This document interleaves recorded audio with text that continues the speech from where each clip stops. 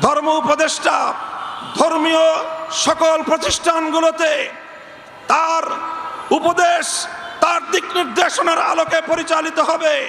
তিনি এদেশের আলেম সমাজের কাছ থেকে পরামর্শ গ্রহণ করবেন।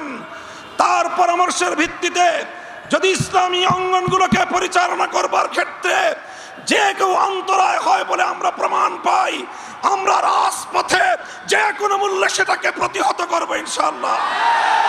সকল শ্রেণীর শিক্ষা ব্যবস্থায় প্রতিনিধিত্বশীল ব্যক্তিবর্গের মাধ্যমে নতুন শিক্ষা ব্যবস্থা প্রণয়নের উদ্যোগ গ্রহণ করতে হবে।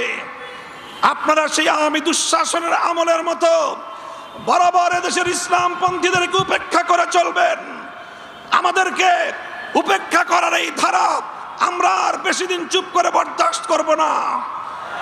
শিক্ষা কমিশনে এদেশের সর্বজন কোনো আলেম প্রতিনিধি অন্তর্ভুক্ত করতে হবে, না হয় ওই শিক্ষা কমিশনের কোন সুপারিশ আমরা মানব না।